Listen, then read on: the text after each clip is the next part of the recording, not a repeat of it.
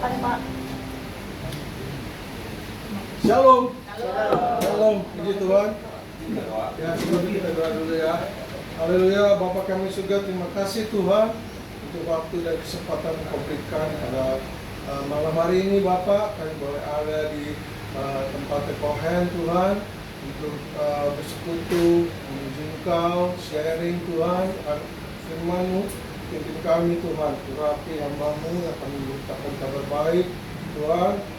Tapi siapkan hati kami, dihargaikan tanah yang lembut, yang subur, menerima benih firman-Mu. Terima kasih Bapak, kami serahkan Bapak jam-jam berikut ini dalam pimpinanmu. Hanya di dalam nama Tuhan Yesus yang percaya katakan amin. Shalom. Shalom. Haleluya. Baik saudara, puji Tuhan, saya diberi kesempatan hari ini untuk sharing. Baik saudara, kita buka. Saudara, saya juga bingung ya, kemarin si organisasi tugasin, saudara apa yang harus saya sampaikan ya. Ternyata ya udah detik-detik terakhir kemarin, saya kayak baru, ya mungkin Roh Kudus berbicara sama saya ya. Dia bilang, saya harus menyampaikan bahwa coba pikirkan, pernah nggak, ada nggak di antara kita yang saat ini mengalami kekecewaan, mengalami tidak puas atas kejadian kita seperti sekarang ini? Ada nggak saudara? Kira-kira kok saya, misalnya nih, kok saya rambutnya keriting sih gitu loh, ya nggak? Terus ada yang lagi loh, kok saya pesek hidungnya gitu loh, ya? Terus ada lagi, kok saya pendek gitu loh, ya? Orang-orang tinggi bagus itu, saya pendek gitu loh. Nah, ada nggak saudara yang merasa kayaknya, aduh, saya menyesal nih gitu, menyesal gitu. Ada nggak? Mungkin ada yang menyesal. Mungkin ada yang, aduh kalau gua putih, kalau rambut gua lurus, wah gua senang benar gitu. Tapi kenyataannya kita adanya begini gitu saudara ya, nggak tinggi ya, mungkin kulit kita rada hitam gitu. Ada nggak saudara yang rasanya kayaknya nggak puas gitu sama diri kita sendiri gitu? Ada nggak saudara? Oma, coba ada nggak Oma? Kira-kira ya? Oma paling jelek tapi lah. Nah itu menurut, kadang-kadang kita menurut kita begitu. Kita ini yang paling nggak bagus, ya nggak? Kadang-kadang kulit gua hitam, gua pendek lagi, rambut gua keriting lagi, ya nggak? Jadi hidup lagi. Nah itu ya kadang-kadang bisa dipikir. Kadang-kadang tuh orang merasa nggak puas dengan diri sendiri. Tapi coba itu menurut Anda suatu kebetulan apa bukan? Hah? Kita diciptakan gitu suatu kebetulan nggak? Bukan. Bukan, ternyata saudara ya. Ada satu rencana Tuhan yang luar biasa. Amin. Ya, satu rencana Tuhan luar biasa bagi hidup kita ya. Nah, jadi sini dari semua yang kita keluhkan itu, nah menurut firman Tuhan tidak ada yang kebetulan. Amin. Amin. Tidak ada yang kebetulan. Ya, sejelek-jeleknya kita nih, ya Tuhan punya rencana. Amin. Tuhan punya rencana dalam hidup kita. Sejelek-jeleknya kita, pasti ada rencana Tuhan. Seperti kita lihat aja tuh di Alkitab, ada Sakeus, udah orangnya pendek, ya jahat lagi ya, udah pendek jahat, ngambilin pajak ke orang Yahudi, neken orang Yahudi, coba. Itu suatu kebetulan. Enggak, ternyata saudara ya. Tuhan yang luar biasa. Ya. Jadi temanya hari ini saya beri tema There is no coincidence. Artinya tidak ada yang kebetulan saudara ya. Di dalam hidup kita lahir begini nih, nggak ada kebetulan. Ya, jadi nggak usah disesali saudara ya. Alkitab katakan tidak pernah mencatat bahwa kejadian kita ini secara kebetulan. Nggak ada. Ya, Tuhan merancangkan ke diri kita nih masing-masing, ada tujuannya saudara. Ya, ada tujuannya. Jadi nggak usah banding-bandingkan orang lain ya. Oh jadi banding-banding kayak, ya kan? Ada lagunya tuh. Oh jadi banding-banding kayak. Jadi I am is I am. Ya nggak? Jadi Tuhan menciptakan kita apa adanya, ya inilah saya. Gitu. Jadi kita harus menerima ya. Jadi Alkitab tidak pernah mencatat bahwa kita terjadinya kebetulan. Nggak ada, saudara ya. Jadi Allah tidak pernah lepas kendali dalam hidup saudara dan saya. Ya, memang kalau kita pikir kenapa sih Tuhan ciptain si itu apa Nick Vujicic ya? Ya, Iya. Nick Vujicic nggak ada tangan, nggak ada kaki, saudara coba jalannya ngesot gitu sama. Untuk apa sih sebenarnya Tuhan? Kalau orang manusia pikir apa kurang kerjaan gitu loh Tuhan sampai ciptain ada orang begitu. Terus ada lagi di Indonesia tuh yang cewek yang bogal segini nih, Ya. pendek begini bisa punya anak loh, normal. Iya. Normal anaknya lahirnya. Coba. Ada orang yang normal tubuhnya nggak bisa punya anak. Ya. Ada temen anak saya, dia udah berobat, udah coba ini coba itu, sampai sekarang nggak punya anak. Ya. Jadi setiap rencana Tuhan ada dalam hidup setiap kita. Ya, kita aminkan. Jadi hidup ini selalu ada pergumulan, saudara ya. Maupun besar maupun kecil, saudara ya. Pasti yang namanya kita hidup di dunia ini pasti ada pergumulan. Nggak bisa. Tuhan ada lagunya kan tak pernah Tuhan janji hidup ini akan bergumul ya kan. Nah, jadi Tuhan bilang hidup ini nggak enak-enak aja saudara ya. Karena apa? Tuhan ingin menyatakan kuasanya atas diri kita masing-masing saudara. Amin. Ya. Ya. Jadi kita akan melihat ada beberapa kejadian yang bisa kita pelajari hari ini, saudara. Yang pertama, ya, Jesus definitely knows us. Artinya Tuhan sangat mengetahui siapa kita. Ya, Dia sangat mengetahui setiap pribadi kita. Dia sangat tahu persis. Ya, saudara bisa baca di rumah di dalam Lukas 19 ayat 1 sampai 10 ya, bisa dibaca. Ya, ada satu kisah tentang Sakeus ya, si pemungut cukai yang sangat jahat dan dibenci oleh bangsa Israel. Tapi saya akan bacakan di dalam Lukas 19 ayat 1 sampai 5 aja ya, saudara. Saya bacakan. Yesus masuk ke kota Yeriko dan berjalan terus melintasi kota itu. Di situ ada seorang bernama Sakeus, kepala pemungut cukai, dan dia seorang yang kaya. Dia berusaha untuk melihat orang apakah Yesus itu, tetapi ia tidak berhasil karena banyak orang, saudara. Sebab badannya pendek, saudara. Sakeus itu orangnya kecil, pendek dia. Maka berlarilah ia mendahului orang banyak, lalu memanjat pohon ara untuk melihat Yesus yang akan lewat di situ, saudara. Nah ini saudara ayat yang kelima ya. Ketika Yesus sampai ke tempat itu, ia melihat ke atas, ya, dan berkata, Sakeus, bersegeralah turun, sebab hari ini aku harus menumpang di rumahmu. Coba saudara, ya, di ayat 5 ini setelah saya baca kok ada satu kejanggalan, saudara ya. Ya, kok tiba-tiba si Sakeus tidak pernah ketemu Yesus, saudara. Belum pernah dia ketemu Yesus, ya nggak? Cuman dia dengar aja. Jesus is the healer, ya, ya. Jesus is the healer. Hanya dia penyembuh yang dia tahu, ya. Dia yang dia dengar hanya itu yang dia tahu. Tapi belum pernah ketemu orangnya. Tapi ketika dia memanjat pohon ara mau lihat Yesus, Yesus sebut nama dia, Sakeus, saudara. Wah, luar biasa nggak saudara? Saya bacanya, kayak agak jangar ya, ada kelainan, ada sesuatu yang luar biasa ya. Kenapa dia nggak pernah ketemu atau dia bisa panggil Sakeus gitu loh? Ya, padahal dia seorang pemungut cukai yang dibenci sama orang Yahudi. Jadi apakah itu suatu kebetulan, saudara? Ya, ternyata tidak, saudara. Dalam perikop ini Yesus sudah sebelum pernah bertemu dengan si Sakeus. Ternyata begitu dia melihat Sakeus ada di atas pohon, dia bilang, segeralah turun, aku akan menumpang di rumahmu. Wah, itu suatu kejadian yang luar biasa, saudara. Bagaimana kira-kira ketika kita nih lagi jalan, panggil Pak Jokowi, Stephen, kaget gak, saudara? Kaget ya, saudara. Kok dia turun nama saya gitu loh. Wah, luar biasa, saudara. Kira-kira begitu, saudara. Wah, luar biasa, kita dikenal, ya, dikenal sama orang hebat. Senang nggak? Senang, saudara. Ya, sampai orang yang begitu hebat, luar biasa kenal kita. Bangga nggak, saudara? Ada satu banggaan, saudara. Nah, di situ ada satu rencana Tuhan dalam diri si Sakeus, saudara. Jadi bukan satu kebetulan, ya. Yesus masuk ke kota Yeriko, dia berjumpa dengan Sakeus. Bukan satu kebetulan, saudara ya.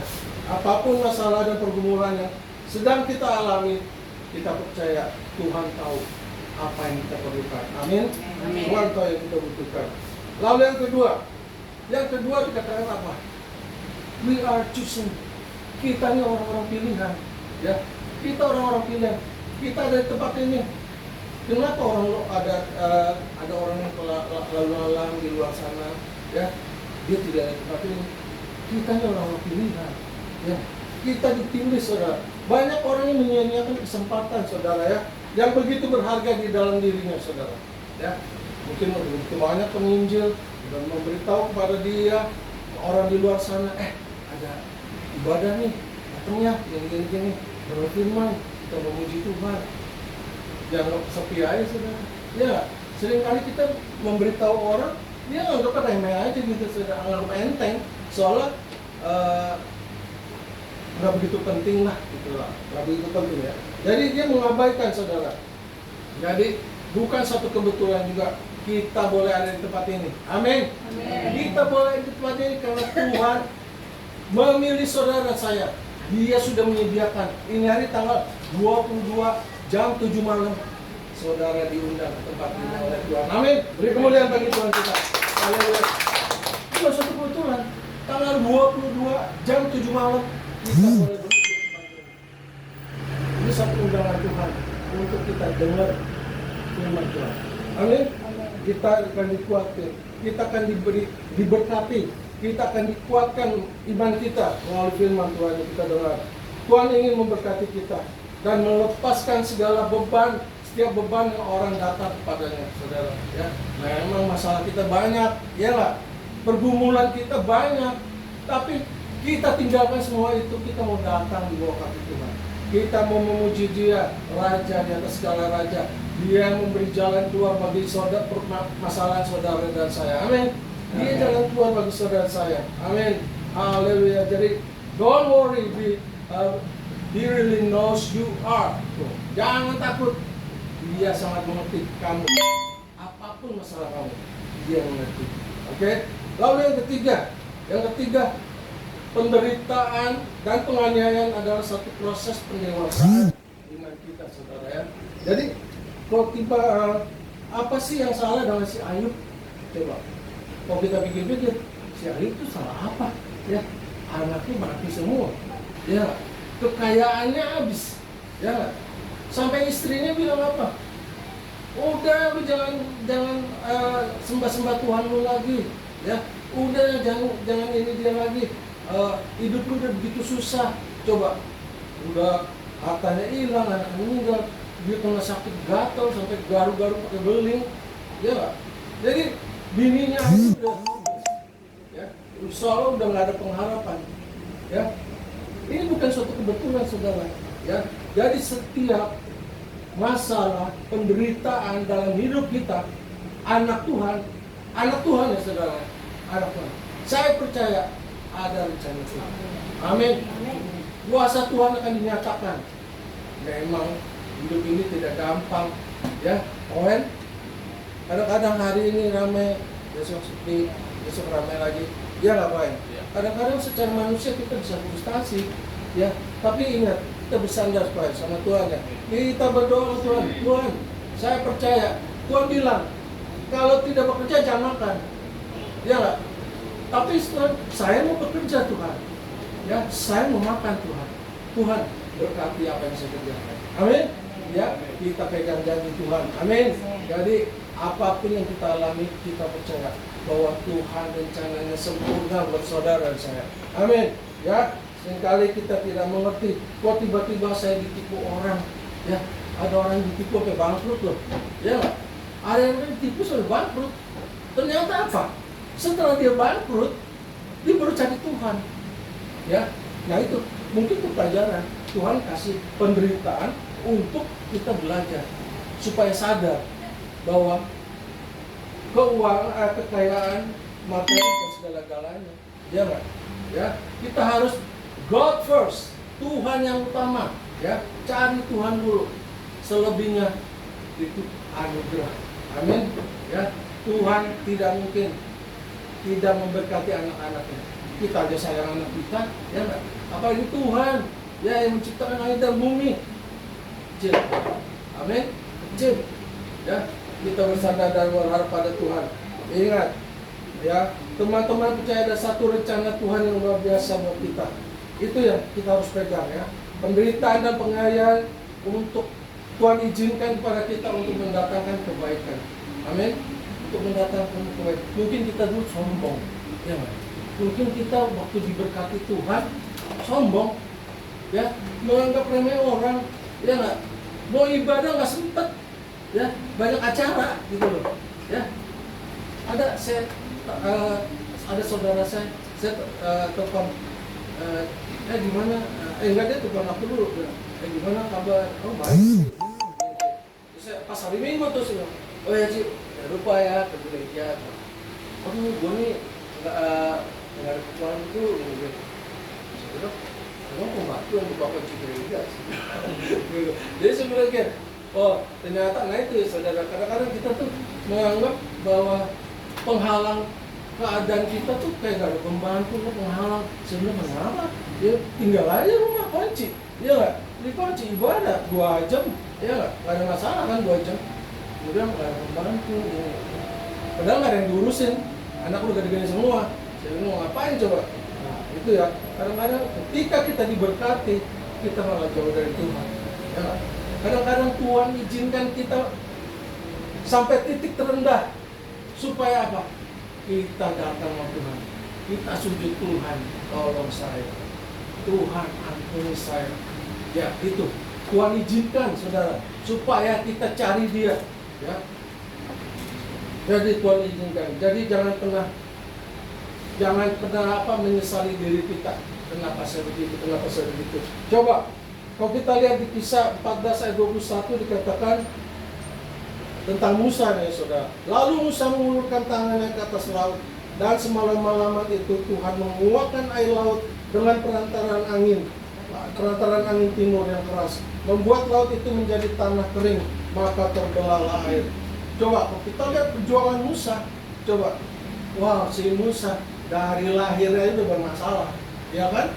Dari lahirnya itu bermasalah, mau dibunuh, ya nggak? Sampai dianyutin di sungai, dipungut sama itu istrinya Firaun, dipelihara, akhirnya dia dikejar-kejar, akhirnya sampai dia memimpin pasukan bangsa Israel sampai ke padang gurun 40 tahun. Coba saudara, kalau kita pikir-pikir, kenapa ya kok begitu susahnya? Ternyata ada satu rencana Tuhan yang besar atas Musa, yaitu untuk apa? Membawa bangsa Israel, menyelamatkan bangsa Israel untuk sampai ke tanah perjanjian. Walaupun dia nggak masuk, saudara ya. Walaupun dia nggak masuk, tapi dia sempat membawa bangsa Israel sehingga bangsa Israel boleh ada sampai hari ini. Ya, itu perjuangan Musa. Musa luar biasa, diproses Tuhan di padang gurun. Ya, di padang gurun, saudara. Kita aja di sini, nah kayak kita aja udah kepanasan, ya nggak? Aduh, udah banget, udah kipas aja. Bagaimana coba di padang gurun? Wah, kalau di padang gurun 40 tahun, saudara, ya bisa frustasi nggak tuh kira-kira? Frustasi, saudara. Nah, di Keluaran 14 ayat 1 dikata Musa ya tadi mengulurkan tangan supaya bangsa Israel sampai ke tanah perjanjian, ya. Nah, di Kejadian 45 ayat 4 sampai 5 dia dalam saja katakan, lalu kata Yusuf kepada saudara-saudaranya itu, marilah dekat-dekat, maka mendekatlah mereka, katanya lagi, akulah Yusuf saudaramu dan yang kamu jual ke Mesir. Tetapi sekarang janganlah bersusah hati dan janganlah menyesali diri karena kamu menjual aku ke sini, sebab aku memelihara kehidupanlah Allah menyuruh aku mendahului kamu. Wah, luar biasa nggak? Begitu susahnya hidup Yusuf yang tadinya enak bersama bapaknya di rumahnya, ya ternyata dia mengalami suatu proses Tuhan. Dia diproses Tuhan untuk apa, saudara? Untuk didewasakan. Dia anak yang manja, saudara, ya. Yusuf tuh sebenarnya dia anak manja, anak bapak gitu, anak bapak. Dia manja, begitu disayang oleh bapaknya. Akhirnya Tuhan kasih pelajaran, dikasih sekolah iman, saudara, ya. Dia dikasih sekolah iman. Dia dibuang sama saudara-saudaranya, ya, dibuang ke sumur, dianiaya, dan dia juga dijual. Setelah dijual, ke Mesir. Dia difitnah oleh Tante Potifar, ya lah. Lalu dia pendek dimasukin penjara lagi, saudara. Wah, kalau kita pikir saudara, kesian amat tuh orangnya, penderitanya luar biasa. Mungkin ada di antara kita juga saudara yang sedang mengalami proses itu, ya. Mungkin ada saudara ya di antara kita yang sedang mengalami proses tersebut. Tapi percaya, kita lihat Yusuf. Yusuf begitu dia menjalani semua proses Tuhan, ternyata saudara ada satu kemenangan, ya. Dia bisa menyelamatkan bangsa Israel. Saudara-saudaranya berbuat jahat sama dia, ya. Dia bisa menghidupi mereka semua sebangsa, coba. Luar biasa, saudara. Jadi rencana Tuhan ketika ada masalah besar dalam hidup kita, ada pencobaan yang luar biasa, kita percaya pasti ada suatu rencana Tuhan yang besar. Amin, saudara. Ada satu rencana yang besar karena saudara dan saya dalam miliknya Tuhan. Amin. Beri kemuliaan bagi Tuhan. Haleluya. Kita percaya setiap kita mempunyai masalah masing-masing, ya, menurut kemampuan kita. Amin. Ya, mungkin saya tidak sama dengan Pak Agus, ya, dengan Kohen. Mungkin saya lebih lemah kali ya. Saya nggak akan sekuat itu, kayak nggak berani gitu saya orangnya. Jadi saya tuh orangnya kayak misalnya kayak bisnis gitu ya, kayaknya pakai orang banget gitu. Saya takut karena apa? Takut nggak bisa balikinnya gitu, coba. Jadi saya pikir ini saya main aman aja deh. Yang penting saya aman, saya nggak punya utang sama orang gitu ya. Jadi saya pikir begitu, di sekarang. Jadi sekarang kita lihat, jadi Yusuf diproses sama Tuhan untuk sesuatu yang mulia, ya saudara. Ingat saudara, ya, ketika masalah datang dalam hidup kita, pandang Yesus, pasti dia punya jalan keluar buat saudara dan saya. Amin. Dan kita juga jangan keluar jalur, saudara, ya. Jangan keluar dari rel, ya. Ikuti relnya Tuhan. Ya, memang mungkin masalah banyak, tapi ketika kita on the track, ya, ketika kita on the track, kita percaya ini ujian buat kita. Amin. Agar kita menjadi apa? Dewasa di dalam iman, saudara, ya. Amin. Ya, ternyata dari semua penderitanya itu ada rencana Tuhan yang luar biasa, saudara. Ya, sekalipun kita saat ini mengalami masalah itu, ingat saudara, percaya saja Tuhan pasti menolong. Amin. Tuhan pasti menolong kita. Jadi percaya, bukan suatu kebetulan kita ada di tempat ini, saudara. Amin. Yesus sangat mengenal saudara dan saya. Amin. Haleluya. Kita naikkan satu pujian. Bapak, Engkau